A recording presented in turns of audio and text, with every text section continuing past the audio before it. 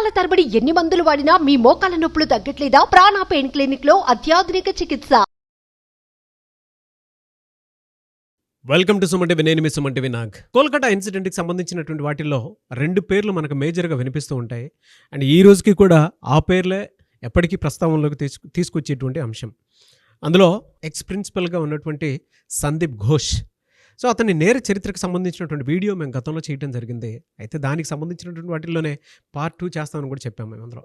అంటే అతను చేసినటువంటి ఆకృత్యాలు ఏంటి, అట్ ద సేమ్ టైం ఈ సందీప్ ఘోష్ అనేటువంటి వ్యక్తి ఎక్కడి నుంచి వచ్చాడు, అండ్ ఈ ముఖ్యంగా ఆర్జికర్ మెడికల్ హాస్పిటల్లో అతని ప్రస్థానం ఏంటి, అంతకుముందు ఉన్నటువంటి ప్రస్థానం ఏంటి, ఏ విధంగా సాగింది, అండ్ రేపటికి కనుక మనం చూస్తే డెత్ పెనాల్టీ కూడా వేసే అవకాశం ఉందనేటువంటి దాని మీద న్యూస్ అయితే మనం చేయడం జరిగింది. అటువైపు నుంచి సిబిఐ కోర్టులో చుక్కెదురే అయింది అతనికని చెప్పేసి చెప్పడంలో ఏమాత్రం సందేహం లేదు. అయితే అతని ఎంటైర్ జర్నీని కనుక మనం చూసుకుంటే ఏ రకంగా అయినా సరే ఈ సందీప్ ఘోష్ అనేటువంటి వ్యక్తికి అంత ఇన్ఫ్లుయెన్స్ ఎక్కడి నుంచి వచ్చింది, అట్ ద సేమ్ టైం గవర్నమెంట్తో సహా అతను వెనకేసుకురావడానికి గల ప్రధాన కారణం ఏంటి, అతని చరిత్ర ఏంటి, ఎక్కడి నుంచి వచ్చాడు అనేది ఈరోజు మనతో పాటు హైకోర్టు అడ్వకేట్ రవీంద్రనాథ్ గారు ఉన్నారు. అది వారి మాటలో తెలుసుకుందాం. Hello sir. హాయ్ అండి నాగరాజ్ గారు. సందీప్ ఘోష్ వాళ్ళ సోషల్ మీడియాలో నాకు తెలిసి అంత కంటిన్యూగా అతని పేరు మీద వచ్చినటువంటి వీడియోస్ ఏ స్టార్ హీరోకి కానీ లేదంటే ఏ ఇన్సిడెంట్స్కి కానీ వచ్చి ఉండదండి బహుశా. ఎందుకంటే గత 2 నెలలుగా మనం చూస్తూనే ఉన్నాము. అతనికి సంబంధించినటువంటి విషయంలో కనుక చూస్తే నేను గతంలో ఒక మాట చెప్పడం జరిగింది మీకు. ధృవ అని చెప్పేసి రామ్ చరణ్ గారిది ఒక సినిమా ఉంది. అందులో అరవింద్ స్వామి గారి క్యారెక్టర్కి తగ్గట్టు ఉంది సార్. అది మామూలుగా లేదు, సినిమాని మించుంది అని చెప్పేసి అన్నాను. ఆ సందీప్ ఘోష్ క్యారెక్టర్కి ఇతనికి చాలా దగ్గర పోలికలు ఉన్నట్లు ఉన్నాయని చెప్పేసి కూడా చెప్పడం జరిగింది మీతో నేను. అంటే కొన్ని విషయాలు మనం మాట్లాడుకునేటప్పుడు, చర్చించుకునేటప్పుడు, లేదంటే స్టడీ చేసేటప్పుడు కంపారిజన్ లెవెల్లోకి డెఫినెట్గా వెళ్తుంది. ఈజీగా ఓహో ఇలా ఉంటారా అని చెప్పడంలో ఏమాత్రం సందేహం లేదని చెప్పేసి చెప్తున్నాను నేను మీకు. అసలు ఇతను ఎక్కడి నుంచి వచ్చారు, ఏంటి ఇతని చరిత్ర ప్రస్థానం? నాగరాజ్ గారు, ఏదైతే మనం Calcutta rape and murder case సంబంధించి చెప్పుకుంటున్నామో ఇందులో భాగంగా దీనికి ప్రధాన సూత్రధారిగా అనుమానించడం కాదు, ఇతనే ప్రధాన సూత్రధారిగా ఆల్మోస్ట్ కన్ఫర్మ్ చేసినటువంటి పరిస్థితుల్లో 1-2 రోజుల్లో ఇతనికి సంబంధించి డెత్ పెనాల్టీ కూడా కన్ఫర్మ్ అని చెప్పి బంగ్లా పత్రికలు ఏకతాటి మీద ఎప్పుడైతే కోడే కూస్తున్నాయో దీనికి సంబంధించి ఎవరి సందీప్ ఘోష్, ఎందుకు ఇతను అసలు ఎక్కడ వాడినా, ఈయన ప్రస్థానం ఏమిటి, ఎక్కడ మొదలైంది, ఈయన ఎక్కడికి చేరుకున్నాడు అనేది విషయం కూడా మనం తెలుసుకోవాల్సిన అవసరం అయితే ఉంది నాగరాజ్ గారు. ముఖ్యంగా ఒక సాధారణ వ్యక్తి ఒక అసాధారణ ఇంతటి అకృత్యానికి పాల్పడ్డాడంటే ఒక మానసిక స్థాయి ఏ స్థాయి నుంచి ఏ స్థాయి వరకు వెళ్ళింది అన్నది మనం విశ్లేషించి చూడాల్సిన ఆవశ్యకత కూడా ఉంది. అయితే ఇప్పటివరకు మనం మాట్లాడింది ఏంటంటే ఒక సంఘటన ఎలా జరిగింది, ఆ సంఘటనలో దారితీసిన పరిస్థితులు ఏంటి, ఏ సంఘటనలు ఏ విషయానికి పురికొల్పోయి అనే విషయాన్ని మనం ఇప్పటిదాకా మాట్లాడుకోవడం జరిగింది. అయితే మనం ఇప్పటివరకు ఎంతోమంది పోరాట యోధులను చూసుకున్నాం. పర్సనాలిటీ డెవలప్మెంట్స్లో కానీ మరొక సందర్భంలో కానీ ఒక ఉత్తేజిత వ్యాఖ్యలు అంటే ఒక ఉత్తేజితమైనటువంటి వ్యక్తులు, మనల్ని ఇన్స్పైర్ చేసినటువంటి వ్యక్తులు, మనల్ని ఒక మార్గదర్శకులుగా ఎంతోమంది వ్యక్తుల యొక్క జీవిత చరిత్రలు మనం చదువుకున్నాం. అవి మన జీవితాలకు కూడా ఎంతో కొంత తెలిసి తెలియకుండానే వాళ్ళ యొక్క మెంటర్స్ యొక్క ప్రభావం మన జీవితాల మీద కూడా ఉంటుంది. అయితే ఎన్నో చదువుకున్నటువంటి మనం సందీప్ ఘోష్ యొక్క ఒక ఫెయిల్యూర్, ఒక పర్సన్ కూడా చదువుకోవాల్సిన అవసరం ఉందా అంటే డెఫినెట్గా నేను గడిచిన కొద్ది రోజులుగా ఈయన యొక్క డీటెయిల్స్ని చూస్తున్నాం కాబట్టి సందీప్ ఘోష్ యొక్క జీవిత చరిత్ర కూడా ఎగ్జాక్ట్లీ నేను ఆ పదాన్ని క్లియర్గా చెప్తున్నాను. సందీప్ ఘోష్ యొక్క జీవిత చరిత్ర కూడా డెఫినెట్గా ఈనాటి ఆధునిక విద్య ఎవరైతే ఈ మెడిసిన్స్ ఎవరైతే చదువుతున్నారో, నాట్ ఓన్లీ మెడిసిన్ స్టూడెంట్సే కాదు, ప్రతి ఒక్కరు కూడా సందీప్ ఘోష్ యొక్క లైఫ్ తెలుసుకోవాల్సిన అవసరం ఉంది. ఎందుకంటే తెలుసుకోవాలి డెఫినెట్గా, ఎందుకంటే ఎంతోమంది కళల యొక్క సౌధం, ఎంతోమంది కుర్రవాళ్ళకి ఒక ఆశా సౌధం ఏంటంటే జీవితంలో నేను డాక్టర్ అనిపించుకోవాలి, నా పేరు ముందు డాక్టర్ అని అనిపించుకోవాలి. అందుకోసం అహోరాత్రులు కష్టపడతారు. జాతీయ స్థాయిలో ఉన్నటువంటి ఈరోజు ఒక మెడిసిన్ స్టూడెంట్ అవ్వాలంటే జాతీయ స్థాయిలో ఎన్నో రకాల పరీక్షలు ఎదుర్కొంటే కానీ తన పేరు ముందు డాక్టర్ అని అనిపించుకోవడం చాలా కష్టం. అందులో కూడా చాలా కష్టమైనటువంటి ఎన్నో విభాగాలు ఉంటాయి. పల్మనాలజీ కావచ్చు, ఆర్థోపెడిక్ కావచ్చు, న్యూరాలజిస్ట్ కావచ్చు, కార్డియాలజీ కావచ్చు, రకరకాల వ్యవస్థలు ఉంటాయి. అందులో కూడా ఒక అద్భుతమైన ఆర్థోపెడిక్ సైన్స్ మీద తను ఎంతో రీసెర్చ్ చేసి ఒక మంచి వ్యక్తిగా అనుకున్నటువంటి వ్యక్తి ఎందుకు ఇంత పతనావస్థగా చేరాడు, అతను ఒక ఉవ్వెత్తున పెరిగినట్టు ఆయన లైఫ్ ఎందుకు ఈ స్థాయికి చెందిపోయింది, దీనికి కారణం ఎవరు, రాజకీయ నాయకుల, వ్యవస్థ, తన అత్యాశ, దేనికి ప్రోద్బలం కలిపింది, ఎందువల్ల తను ఈ స్థాయికి వచ్చేసాడు. డెఫినెట్గా ఒక సక్సెస్ స్టోరీ కాదు, ఒక ఫెయిల్యూర్ స్టోరీ కూడా మనం ఏం చెయ్యకూడదు అనేది నేర్పిస్తుంది. ఎప్పుడు సక్సెస్ స్టోరీలు చెప్పుకొని మనం ఇన్స్పిరేషన్ అవ్వడం కాదు, ఒక ఫెయిల్యూర్ స్టోరీ కూడా తెలుసుకోవాలి. బట్ ఈ స్టోరీ స్టోరీ చెప్పడానికి నేను కొంత సాహసిస్తున్నాను. ఎందుకంటే ఇంకా లైవ్లో ఉన్నాడు అతను స్టోరీ నిజంగా ఈ వీడియో చూసి కొంతమంది మెడిసిన్ స్టూడెంట్స్ నా జీవితం ఇట్లా కాకూడదు అని ఏ ఒక్క వ్యక్తి స్పందించినా మనం చేస్తున్న కృషి కొంతవరకు సక్సెస్ అయినట్టే. నాగరాజు గారు, సందీప్ ఘోష్ ఇతను చాలా పేదింటి కుటుంబం నుంచి వచ్చాడు.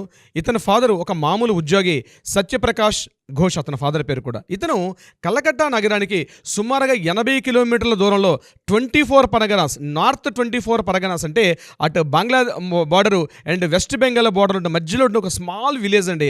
ఆ విలేజ్ బెన్గావ్ అనే విలేజ్లో ఇతను 10th క్లాస్ పూర్తి చేసుకున్నాడు. అది కూడా ఎక్కడ పూర్తి చేసుకున్నాడు అంటే ఇక్కడ మనం 10th క్లాస్ అంటాం, అక్కడ బెంగాల్లో మాధ్యమిక ప్రవేశం అంటారు. ఆ మాధ్యమిక ప్రవేశం కంప్లీట్ చేసుకోవడం జరిగింది. పోనీ మామూలు స్కూల్లో చదువుకున్నాడా? కాదండి, రామకృష్ణ మిషన్ స్కూల్లో తన 10th క్లాస్ చదువుకున్నాడు. ఆ మాధ్యమిక టెస్ట్లో కూడా మోర్ దాన్ 80% మార్క్స్తో తన చుట్టూ ఉన్న స్టూడెంట్స్లో వన్ ఆఫ్ ద టాపర్గా నిలిచాడు. 80% of marks in the year of 1987లో తన మాధ్యమిక ప్రవేశ పరీక్ష కంప్లీట్ చేశాడు ఆ బెన్గావ్ అన్నటువంటి ఊర్లో. ఆ చిన్న ఊరు గ్రామంలో ఎవరైనా బ్రిలియంట్ స్టూడెంట్ ఎవరంటే, ఆ స్కూల్లో ఉత్తమ విద్యార్థి చెప్పుకోవాల్సిన స్టూడెంట్ ఎవరంటే సందీప్ ఘోష్గా చెప్పుకుండేవారు అప్పట్లోనే.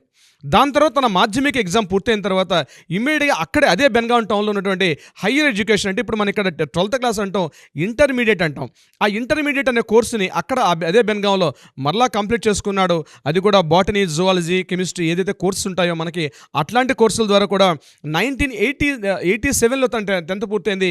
89లో తన యొక్క మాధ్యమిక అయిపోయిన తర్వాత ఇంటర్మీడియట్ అనే మన ఇక్కడ హయ్యర్ సెకండరీ కోర్సు అక్కడ కంప్లీట్ చేసుకున్నాడు. అక్కడ కూడా ఎంతో ఉత్తీర్ణత సాధించాడు. చాలా పూర్ ఫ్యామిలీ ఇచ్చినటువంటి సందీప్ ఘోష్ ఇక్కడ వరకు బాగానే ఉన్నాడు. తన పక్కన ఉన్నటువంటి సహోదర స్టూడెంట్స్ని కొంతమంది ఎవరైతే ఈయన క్లాస్మేట్స్ ఉన్నారో వాళ్ళని మీడియా ప్రతినిధులు వీళ్ళు అడిగారు, ఎట్లాంటి వాడి కుర్రాడు అంటే చాలా ఇంట్రావర్ట్ అండి, ఎవరితో ఎక్కువ మాట్లాడేవాడు కాదు, చాలా తక్కువ మాట్లాడతాడు, చాలా అత్యున్నతమైన లక్ష్యాలు కలిగి ఉండేవాడు, చాలా బ్రిలియంట్ స్టూడెంట్స్ అని ఆ బెన్గావ్లో ఉన్నటువంటి ఆ స్టూడెంట్స్ని తన పూర్వ విద్యార్థులను కలిసినప్పుడు వాళ్ళు చెప్పిన మాటలు కూడా కొంత అబ్బురును పరుస్తాయి. అదేవిధంగా ఎప్పుడైతే అయిపోయిందో అప్పుడు ఈ యొక్క వెస్ట్ బెంగాల్లో ఈ మెడిసిన్ రాయడం కోసం ఒక ఎగ్జామినేషన్ చేసేవారు. అదే టాలెంటెడ్ ఎగ్జామ్ నడిచేది, మెడిసిన్ టాలెంటెడ్ ఎగ్జామ్ అని చెప్పి ఒక ఎగ్జామ్ ఉండేది. ఆ ఎగ్జామ్లో రాత్రి పగలు ఎంతో కష్టపడి ఆ యొక్క టాలెంట్ టెస్ట్లో కూడా మంచి మార్కులతో ఉత్తీర్ణయ్యాడు.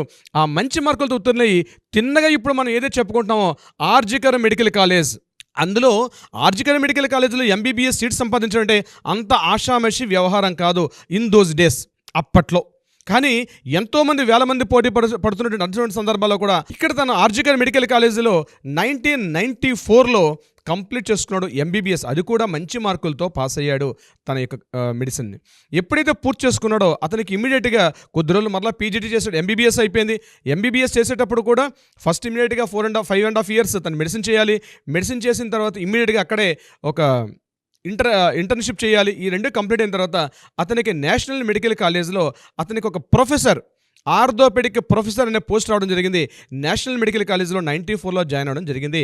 As a orthopaedic professor and reader and ఒక సర్జన్గా జాయిన్ చేశాడు. ఇక్కడే తను ఎంఎస్ కూడా పూర్తి చేశాడు. అది కూడా ఆర్జికర్ మెడికల్ కాలేజ్లోనే తను ఎంఎస్ కూడా పూర్తి చేశాడు. పూర్తిగా కంప్లీట్ చేసుకున్నటువంటి ఒక రీడర్గా ఎస్టాబ్లిష్ అయ్యాడు. ఇన్ ద నేషనల్ మెడికల్ కాలేజ్లో జాయిన్ అయ్యాడు. ఇక్కడ వరకు ఉన్నటువంటి మనం చూసినట్టు సందీప్ ఘోష్ ఒక మంచి వ్యక్తే. 94 నుంచి తన యొక్క ప్రస్థానం కంప్లీట్గా నేషనల్ మెడికల్ కాలేజ్, అదేవిధంగా పక్కన ముర్షిదాబాద్ మెడికల్ కాలేజీలో కూడా తను ఇక్కడ అక్కడ షిఫ్ట్ అవుతూ కాలేజ్ చెప్తూ ఉత్తమ ఉపాధ్యాయుడు, ఉత్తమ టీచర్, ఉత్తమ ప్రొఫెసర్ అని చెప్పి కూడా చాలామందితో అనిపించుకున్నాడు. చాలా కష్టపడే వ్యక్తి, చాలా ఇంట్రావర్ట్, ఎవరితో ఎక్కువగా కూడా మాట్లాడేవాడు కాదు. కానీ దురదృష్టం అనేది అప్పుడే స్టార్ట్ అయింది. తనకు మెల్లగా తృణమూల కాంగ్రెస్ పార్టీలో ఉండే కొంతమంది కీలక నేతలతో సత్సంబంధాలు, పరిచయాలు, అలవాట్లు, రాజకీయ సమావేశాలు, రాజకీయ నాయకులతో ప్రవేశాలు అన్నది అప్పుడు తన అలవాటైంది. In the time of the 1995 నుంచి 2017 వరకు అక్కడ జరిగింది. 2017లో ఈ వెస్టర్న్ లాబీ ఏదైతే మనం చెప్పుకుంటున్నామో అక్కడ ఉన్నటువంటి వ్యక్తులతోటి, కొంత కీలకమైన వ్యక్తులతో ఇతనికి చిన్న చిన్న పరిచయాలు మెల్లగా పెరిగాయి. 2017లో ఇతను ఏం చేశాడంటే హాంకాంగ్ క్వీన్ ఎలిజబెత్ హాల్లో ఉన్నటువంటి అక్కడ ఈ ఆర్థోపెడిక్ సర్జన్స్ సంబంధించి ఒక ఇంటర్నేషనల్ ఈవెంట్ జరిగింది. ఆ ఈవెంట్లో పార్టిసిపేట్ చేయడం కోసం చెప్పి మన ఇండియా తరపున ఈ కాలేజ్ తరపు నుంచి ఒక రిప్రజెంటేషన్ చేస్తూ ఒక డెలిగేట్గా ఇక్కడ నుంచి వెళ్ళడం జరిగింది. అక్కడ పార్టిసిపేట్ చేశారు. 2017 8 ఏప్రిల్ నాడు అక్కడ హాంకాంగ్లో దిగాడు. దిగిన తర్వాత అక్కడ ఎయిర్పోర్ట్ నుంచి ఎక్కడైతే క్వీన్ ఎలిజబెత్ హాల్లో ఉన్నటువంటి మెడికల్ కాలేజ్కి వెళ్ళడం జరిగిందో ఈ మధ్యలో ఒక నర్సింగ్ స్టూడెంట్ పైన అతను కూడా మేల్ నర్స్ పైన ఇతను కాస్త ఒక రకంగా అంటే టచ్ అయినటువంటి ప్రైవేట్ పార్ట్స్ మీద అతను టచ్ చేస్తూ కొంత అసభ్యకరంగా ప్రవర్తించడం చెప్పి అక్కడ ఉన్నటువంటి కోర్టులో ఈయన మీద ఇమ్మీడియట్గా ఎఫ్ఐఆర్ నమోదైంది. అయితే ఏం జరిగిందో తెలియదు. ఇమీడియట్గా అక్కడ ఉండే కోర్టుకి అటెండ్ అవ్వడం జరిగింది. మనలాగా కోర్టులు కాదు, అక్కడ ఇమీడియట్గా అంటే జరిగిందంటే ఇమీడియట్గా తీసుకెళ్ళి లోపలేస్తారు. విచారణలు కానీ ఇవన్నీ కూడా డీటెయిల్స్ ఎప్పటికప్పుడు ఇమీడియట్గా జరిగిపోతాయి. అటువంటి సందర్భంలో ఈయన అక్కడ పార్టిసిపేట్ చేయడం జరిగింది. సుమారుగా 5 days తర్వాత తీర్పు వచ్చింది. అందులో ఈయన నిర్దోషిగా బయటపడడం జరిగింది. మరి ఏం జరిగిందని న్యూస్ అయితే తెలియదు, బట్ జరిగిన విషయం మాత్రం మనకు మీడియా కథనం ప్రకారం జరిగిందనే విషయం తెలుసు. చివరికి నిర్దోషిగా అయితే బయటపడ్డాడు. ఇదైతే వాస్తవం. 2017 అక్కడి నుంచి రిటర్న్ అయిన తర్వాత ఇతని యొక్క అక్రమాల్లో మార్పులు మెల్లగా మారడం జరిగింది. మెల్లగా అంటే ఒక చిన్న ప్యూపా దశ నుంచి మెల్లగా ఒక గొంగళపురుగా మారిపోయి అవతరానికి వచ్చాడు సందీప్ ఘోష్. 2017 నాగరాజు గారు Murshidabad medical college ortho medical ఒక చీఫ్ ఇన్ఛార్జిగా అపాయింట్ అవ్వడం జరిగింది. అక్కడ ఘోష్ కొద్ది సంవత్సరాలు పనిచేశారు. 2017 నుంచి 2020 ఈవెందో కరోనా టైంలో కూడా అక్కడే పనిచేయడం జరిగింది. 2021 తర్వాత 2021 తర్వాత ఆయన అక్కడ నుంచి మన ఆర్జికర్ మెడికల్ కాలేజీలోకి షిఫ్ట్ అవ్వడం జరిగింది, డైరెక్ట్గా ముర్షిదాబాద్ మెడికల్ కాలేజ్ నుంచి. అయితే వస్తూ ఈయన డైరెక్ట్గా రాలేదు. అక్కడ ముర్షిదాబాద్లో కూడా తన యొక్క అక్రమాలు స్టార్ట్ అయినాయి. అంటే ముఖ్యంగా విద్యార్థులను పాస్ చేసేటప్పుడు కానీ, విద్యార్థుల యొక్క మెమోస్ ఇచ్చేటప్పుడు కానీ, ఇంటర్న్షిప్లో షిఫ్టింగ్ చేసే విధానాలు కానీ అనేక రకాల విషయంలో కూడా విద్యార్థి నుంచి డైరెక్ట్గా లంచాలు తీసుకున్నటువంటి అభియోగాలు పొంది అక్కడ స్టూడెంట్స్ అందరూ కూడా యాజిటేషన్ చేసిన తర్వాత ఈయన అక్కడ నుంచి డైరెక్ట్గా ఆర్జికర్ మెడికల్ కాలేజ్కి షిఫ్ట్ చేశారు ఇన్ ద ఇయర్ ఆఫ్ 2021 నుంచి 2024 వరకు ఇతనికి మొత్తం 4 సంవత్సరాల్లో 3 సంవత్సరాలు ట్రాన్స్ఫర్ జరిగాయి. ఇతని పదవి కాలం మొత్తం టోటల్గా 5 years ఉంటే అందులో 4 yearsలోనే 3 times ఇతను కంప్లీట్గా తన ట్రాన్స్ఫర్స్ పొందడం జరిగింది. నేషనల్ మెడికల్ కాలేజ్, అదేవిధంగా Murshidabad medical college, RG Kar medical college, ఈ మొత్తం రౌండ్స్ చేసుకుంటూ ఉంటున్నాడు. ఎక్కడైతే వెళ్తే ప్రతి చోట కూడా ఇతను చేసిన అక్రమాల మీద అక్కడ స్టూడెంట్స్ యాజిటేషన్ చేస్తాయి. ఎప్పుడైతే యాజిటేషన్ చేస్తున్నారో ఆయన అక్కడి నుంచి పక్క మెడికల్ కాలేజీ ట్రాన్స్ఫర్ అవుతూ జరుగుతుంది. అయితే ఇక్కడే ప్రభుత్వాల యొక్క నిర్లిప్తత, ముఖ్యంగా స్టేట్ గవర్నమెంట్ హెల్త్ డిపార్ట్మెంట్ ఎంత చేతకానితనంగా ఉందంటే దీనికి సందీప్ ఘోషే ప్రధాన నిదర్శనం. ఆ రోజే కానీ ఇతని మీద కంట్రోల్ చేసి ఉంటే ఈ స్థాయి బహుశా ఇంత దాకా వచ్చే ఉండేది కాదని చెప్పి చాలామంది స్థానికులు అంటారు. ఇతని విషయం ఎప్పుడైతే తెలిసిందో అతను సస్పెండ్ చేసి అతన్ని పూర్తిగా సస్పెండ్ చేసి అతని వ్యవస్థకు దూరంగా పెట్టి లేదా చట్టాల్లో అతనికి ఒక పావుగా కాకుండా అతన్ని సెపరేట్గా చేస్తుంటే బహుశా ఇంతటి దారుణ కృత్యం అయితే వచ్చేది కాదు అని చెప్పి స్థానిక పత్రికలు స్థానికులు ఎంతోమంది ఘోషిస్తున్నారు ఒక సందీప్ ఘోష్ మీద. జూన్ 2020 తర్వాత రకరకాల ఆరోపణలు ఇతని మీద మొదలయ్యాయి. టెండర్లలో అవకతవకలు, దుష్ట ప్రవర్తన, నైతిక ఉల్లంఘన, ఆర్థిక అవకతవకలు, నైతిక ఉల్లంఘన, ఇట్లా ఒకటి కాదు. బెర్హంపూర్ ఉన్నటువంటి ముర్షిదాబాద్ మెడికల్ కాలేజీకి ఆర్జికల్ మెడికల్ కాలేజీ మధ్య ఇతను షటిల్ సర్వీస్ చేస్తూ ఇక్కడ ట్రాన్స్ఫర్ చేస్తే అక్కడ ట్రాన్స్ఫర్ చేస్తే ఇక్కడికి మొదలైతే మాట్లాడుతూ, బట్ తన ప్రవర్తనలో మాత్రం ఎక్కడా మార్పు లేకుండా జరిగింది. ఇటువంటి సందర్భాల్లో ఏం జరిగిందంటే CAG controller and auditor general ఎప్పుడైతే ఈయన ఆర్థిక తవకలు అంటే ఒక ప్రిన్సిపాల్గా ఉండి ఇతను చేస్తున్న అవకతవకల మీద కాగ్ అప్పుడే ఒక నివేదిక ఇచ్చింది. ఇతను చాలా అక్రమాలుగా పాల్పడుతున్నాడు అని చెప్పి కాగ్ ఇతని మీద ఒక అవినీతి ఆరోపణ చేసింది. అయినప్పటికీ కూడా రాష్ట్ర ప్రభుత్వం ఉన్నతాధికారులతో ఉన్నటువంటి సత్సంబంధాల వల్ల ఇతని మీద ఎటువంటి చర్య తీసుకుపోగా ఇతని కేవలం ట్రాన్స్ఫర్ అన్నది ఒకటే తప్ప మిగతా ఎటువంటి విషయాల్లో కూడా ఇతని మీద ఒక చర్య తీసుకోలేదు రాష్ట్ర ప్రభుత్వాలు. ఇదే సమయంలో బంధుప్రీతి, లంచాల డిమాండ్, అలాగే అవుట్ సైడ్ ఓడి అంటే రిటర్న్స్ చేయకుండా పోవడం, వాళ్ళకి కాంట్రాక్ట్స్ ఇవ్వడం కారణంతో అనేక ఫిర్యాదులు ఇతని మీద కుప్పల తప్పలుగా ఈయన మీద అనేక రకాల ఫిర్యాదులు అందడంతో ఇతనికి అప్పుడు రాష్ట్ర ప్రభుత్వం ఏం చేశారంటే కొంతవరకు కొద్ది నెలల పాటు ఇతనికి హోల్డ్లో పెట్టి మళ్ళీ ఆర్జికర్ మెడికల్ కాలేజీలో ఒక వైస్ ప్రిన్సిపాల్ నుంచి ఉన్నటువంటి స్థాయి నుంచి మరలా ప్రిన్సిపాల్ హోదాలో ఇతనికి ప్రమోషన్ చేయడం జరిగింది ఇన్ ద ఇయర్ ఆఫ్ 2023లోనే. ఇదే సందర్భంలో ఇతను చేసినటువంటి దారుణాలు ఏమిటి అందులో ఒకసారి చర్చించుకుందాం నాగరాజు గారు. ఇతను చేసిన దారుణాలు ఏమిటి? ముఖ్యంగా ఈ బయోమెడికల్ వ్యర్థాలు ఏమైతే ఉన్నాయో అవి అక్రమంగా బంగ్లాదేశ్కి తరలించడంలో ప్రధాన పాత్ర వహించేవాడు. అదేవిధంగా స్టూడెంట్స్ దగ్గర పాస్ చేయాలంటే ఎంతో కొంత అమౌంట్ తీసుకొని వాళ్ళని భయపెట్టి వాళ్ళు అమౌంట్ ఇస్తే కానీ వాళ్ళని ఎగ్జామినేషన్ ముఖ్యంగా ప్రాక్టికల్ ఎగ్జామినేషన్లో పాస్ మార్కులు చేసేవాడు కాదు. అలాగే కాలేజీ ఆస్తులను కూడా ఎవరు అజమాయిషీ లేకుండా ఎవరి యొక్క ఇన్ఫర్మేషన్ లేకుండా డైరెక్ట్గా వాటిని వేరే వాళ్ళ కాంట్రాక్ట్ ఇచ్చేవాడు.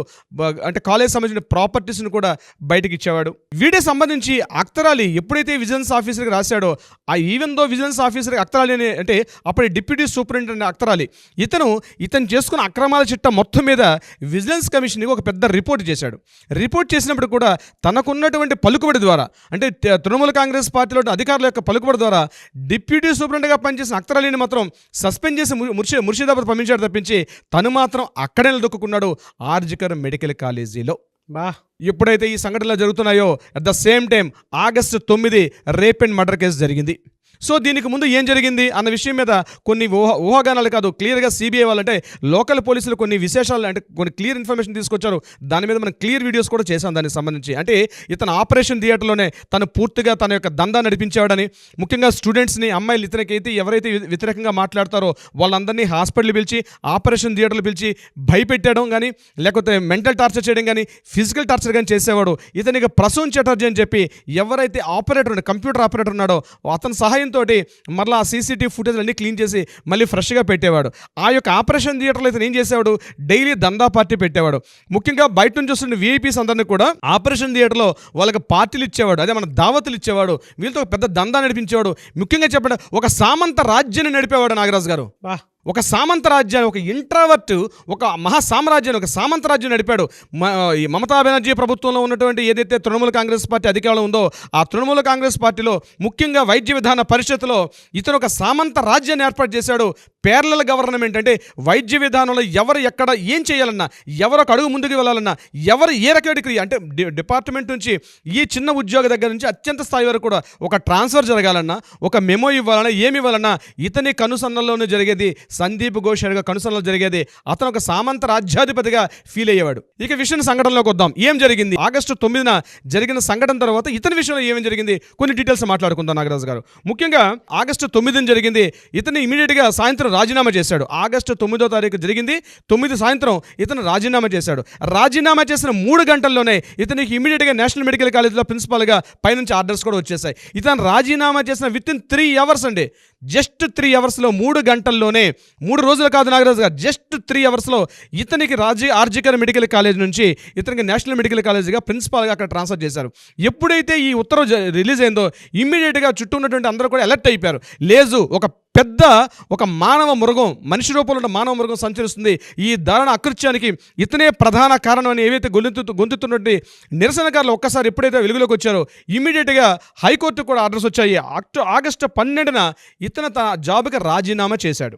August 12 తన ప్రిన్సిపల్ పోస్ట్కి రాజీనామా చేశాడు. అప్పటికి వెళ్ళేసరికి ఈయన ఎన్ఎంసీ మెడికల్ కాలేజ్ ఇంకా డ్యూటీ ఛార్జ్ చేసుకోలేదు. 9వ తారీఖు జరిగింది, 10వ తారీఖు ఇతనికి ఆర్డర్స్ వచ్చాయి. అట్ ద సేమ్ టైం 12న రాజీనామా చేశాడు. August 13 హైకోర్టు ఇతను ఏం చేసిందంటే, నువ్వు సెలవు తీసుకుని వెళ్ళిపో బాబు, నీకు సంబంధం లేదు. ఎందుకంటే ఒక గవర్నమెంట్ ఉద్యోగిని డిస్మిస్ చేసే అధికారం కొన్ని కారణాల వల్ల హైకోర్టుకు ఉండకపోవచ్చు. అందుకని ఏమంటారు, లాంగ్ లీవ్ తీసుకోమని చెప్పి హైకోర్టు చెప్తుంది. లాంగ్ లీవ్ తీసుకుంటే ఇంచుమించుగా డిస్మిస్ చేసే మీనింగ్ వస్తుంది. సో August 13 కలకట్టా హైకోర్టు నీకు ఉత్తర్వులు చేసింది, నువ్వు లాంగ్ లీవ్ తీసుకుని వెళ్ళిపో అని చెప్పడం జరిగింది. August 25 సందీప్ ఘోష్ మరియు అతని బంధువుల యొక్క అనేక ప్రదేశాల్లో సిబిఐ అలాగే ఈడీతో కలిసి అనేక సోదాలు జరిగాయి. August 28 ముఖ్యంగా ఇండియన్ మెడికల్ అసోసియేషన్ ఇతని యొక్క సభ్యత్వాన్ని రద్దు చేసింది.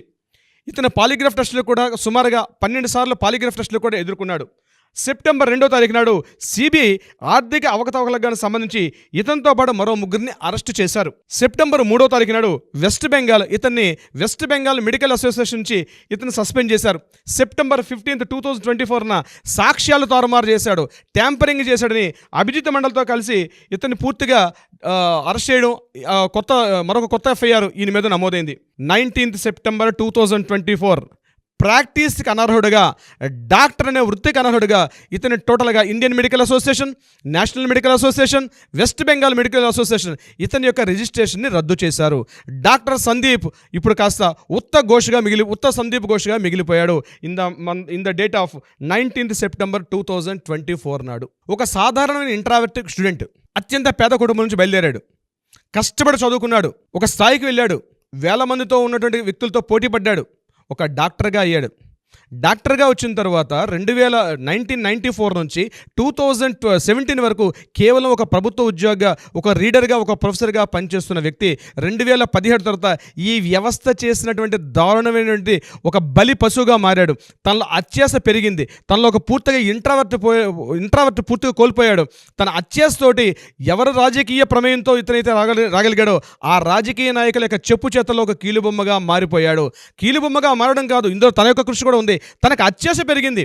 ఇతని యొక్క ఫ్రెండ్ పార్థసారథి డే అని చెప్పి ఒక స్టూడెంట్ అడిగినప్పుడు అతను అదే చెప్పాడు. ఇతను చాలా మొదట్లో బాగుండేవాడు, కానీ అత్యాశ, అందరికన్నా కోట్లాస్తిని సంపాదించాలి, దీనికోసం రాజకీయ నాయకులను వాడుకోవాలి. ముఖ్యంగా అక్కడ బెంగాల్లో రాజకీయ వ్యవస్థ ఎంత భ్రష్టు పట్టిపోయింది. ఒక భ్రష్టు పట్టిపోయిన రాజకీయ వ్యవస్థలో ఒక నలిగిపోయినటువంటి ఒక చీడ పురుగు సందీప్ ఘోష్గా మనం చెప్పుకోవచ్చు నాగరాజు గారు. ఎందుకంటే ఇతని యొక్క జీవితమే మనకు నిదర్శన. ఒక స్థాయిలో ఒక తెలివైన వ్యక్తి, ఒక ఆర్థోపెడిక్ సర్జన్గా ఎన్నో వందల సర్జరీలు చేసిన ఒక వ్యక్తి సమాజం దృష్టిలో ఒక చీడ పురుగుగా మారిపోయి ఈరోజు కోట్లాది మంది వెస్ట్ బెంగాల్ ప్రజల యొక్క మన్నన పొందలేక చీయని ముఖం మీద ఉమ్మి వేసుకొని కోట్లాది మంది భారతీయుల దృష్టిలో ఒక చీడ పురుగుగా మిగిలిపోయి సుప్రీంకోర్టు రేపు ఇచ్చే తీర్పులో ఒక దోషిగా మిగిలిపోయి ఉరశిక్షకు సిద్ధమయ్యే ఒక అపవిత్రమైన వ్యక్తిగా మిగిలిపోయాడు సందీప్ ఘోష్. అక్రమాస్తులు సంపాదించాలంటే ఏదైతే తన కుర్చీ ఉందో, ఒక సాధారణ గవర్నమెంట్ ఉద్యోగి, అతని ఆస్తుల విలువ నేను మీకు తెలియపరిచే ప్రయత్నం చేస్తాను నాగరాజు గారు. ఇతనికి ఈడీ దాడులు చేసినప్పుడు ఇతనికి 3 రకాల ఫ్లాట్స్ ఉన్నాయి. బల్గేరియా ప్రాంతంలో ఇతనికి 3 ఫ్లాట్స్ బయటపడ్డాయి, 2 హౌసెస్ వచ్చాయి. అది కూడా అనధికారికంగా ప్రభుత్వం నుంచి ఎటువంటి అనుమతులు లేకుండా, ముందుగా ప్రీ అప్రూవల్స్ లేకుండా కన్స్ట్రక్షన్ చేసిన విషయాలు ఉంది. ఇది కాకుండా ఒక కాస్ట్లీస్ట్ ప్రాంతంలో ఒక ఫామ్ హౌస్ ఉంది. ఇతని భార్య సంగీతా ఘోష్, ఆవిడ కూడా ఇదే ఆర్జికర్ మెడికల్ కాలేజీలో ఒక కీలకమైనటువంటి ఒక వైద్యురాలుగా పనిచేస్తుంది. ఆవిడ కూడా ఆవిడతో కలిసి తన అక్రమాస్తులు ఎంతవరకు వెళ్ళిపోయారంటే, ఒక ప్యారలల్, నేను ఇంతకుముందే మీకు చెప్పాను, ఒక సామంత రాజ్యాధినేతగా కనిపించే పరిస్థితికి వచ్చాడని చెప్పి కేవలం ఒక అత్యాశ అన్నది ప్రజలు అంటే ఏం జరుగుతుంది? ఒక సాధారణ వ్యక్తి మనిషి బతకడం ఎంత కావాలి నాగరాజు గారు? ఒక గవర్నమెంట్ ప్రతి నెల జీతం ఇస్తుంది, చాలు. ఒక ప్రజలకు సేవ చేసుకోవాలి. వైద్య వృత్తి అంటేనే వైద్యో నారాయణో హరి, సేవ చేయాలని దృక్పథం ఉంటేనే ఈ వ్యవస్థలోకి వస్తారు చాలామంది. సేవ చేయాలని ఉద్దేశం ఉంటేనే గవర్నమెంట్ ఈ యొక్క వైద్య వృత్తిలోకి వచ్చే వాళ్ళు ఇటువంటి చీడపురుగు బయలుదేరి ఇంతమందికి అసలు వైద్య వృత్తి అంటేనే ఒక అసహ్యం కలిపి ఒక స్థాయికి తీసుకెళ్లాడు సందీప్ ఘోష్. కాబట్టి నేను మొదట్లో చెప్పినట్టుగా నాగరాజు గారు, ఎవరికైనా ఈ యొక్క లెసన్, సందీప్ ఘోష్ గారి యొక్క జీవిత చరిత్ర ప్రతి ఒక్క వైద్య విద్యార్థి కూడా, నేను ఇలా ఉండకూడదు, నేను ఇలా తప్పు చేస్తే నాకు ఈ సమాజం దృష్టిలో నన్ను శిక్షిస్తుంది, చివరికి సుప్రీంకోర్టు కాదు కదా, ఎవరి దృష్టిలో నేను ఒక చేత్కార భావనకు ఎదుర్కొంటాను అన్నటువంటి పరిస్థితికి ఈ సందీప్ ఘోష్ గారి యొక్క జీవితమే ఒక నిదర్శనం. కానీ ఏం చెప్పారు సార్ అసలు? బాబోయ్, ఎంత డీటెయిల్డ్ రీసెర్చ్ అన్నారంటే, నాకు తెలిసినంత డెప్త్గా ఒక నేర ప్రవృత్తి కలిగినటువంటి సందీప్ ఘోష్ అనేటువంటి వ్యక్తి గురించి ఎవరో చెప్పుంటారేమో. హ్యాట్స్ ఆఫ్ టు యూ అండి, మీ ఇంటెలిజెన్స్కి కూడా. అదే గొప్పగా ఫస్ట్ టైం చెప్పేది ఏమీ కాదు, అనర్గళంగా చెప్పడంలో మీకు మీరే దిట్ట. And at the same time study అండి, ఏదున్నా సరే మనం స్టడీ చేస్తున్నాం అంటే అంత డెప్త్లోకి వెళ్ళాలి అని చెప్పడానికి ఇవాళ రవీంద్రనాథ్ గారు మీరు నిదర్శనం అని చెప్పేసి చెప్పడంలో ఏమాత్రం సందేహం లేదు. And I'm very proud. ఇప్పటి వరకు మనతో పాటు వచ్చినటువంటి ఆడియన్స్ ఎవరైతే ఉన్నారో వారందరూ కూడా ఈ వీడియోస్ని ఒక సత్వర న్యాయం కోసం అని చెప్పేసి మనతో పాటు వస్తున్నటువంటి ప్రతి ఆడియన్కి ఏ మాత్రం వాళ్ళు అనుకున్న విధంగా ఒక అప్డేట్ కూడా మిస్ అవ్వకుండా ఈ రోజు వరకు మీరు కంటిన్యూ చేస్తున్నారు. I'm very happy for you అండి. నాగరాజు గారు, మీరు కూడా ఈ ముఖ్యంగా ఎలా చేస్తే బాగుంటుంది, ఏ వీడియో అందిస్తే బాగుంటుంది, ఏ వీడియో చెప్తే ప్రజలకి ఎప్పటికప్పుడు మనం అందుబాటులోకి వెళ్తాం, ఏది ప్రజలకు కావాలి. ఎందుకంటే యాజ్ బీయింగ్ అడ్వకేట్ నాకు చాలా చెప్పాలంటుంది, బట్ ఏది చెప్పాలి, ఎలా చెప్తే బాగుంటుంది, దానికి ఒక విధి విధానం, దానికి ఒక క్రమణిక అంతా కూడా ఏర్పాటు చేసినటువంటి నాగరాజు గారు, మీ కృషి కూడా దీనిలో చాలా వరకు ఉంది. ప్రతి ఎపిసోడ్ ముందు మీరు నాతో ఎంత డిస్కషన్ చేస్తారు, ఎంత చర్చిస్తారు, రవీంద్రనాథ్ గారు ఇలా చేస్తే బాగుంటుంది, ఇలా చెప్పండి మీరు అని చెప్పి మీరు ఎప్పటికప్పుడు అందిస్తున్నటువంటి మీ తోడ్పాటు కూడా ఈ విషయంలో చాలా థ్యాంక్ యూ సో మచ్. అభినందనలు కూడా మీకు. థ్యాంక్ యూ అన్న. ఏదేమైనా we want justice, we demand justice. Thank you so much Rabindranath garu. Thank you so much Nagaraju garu. Suman టీవీలో మీ పర్సనల్ అండ్ బిజినెస్ ప్రమోషన్స్ కోసం కింది నెంబర్కి కాంటాక్ట్ చేయండి.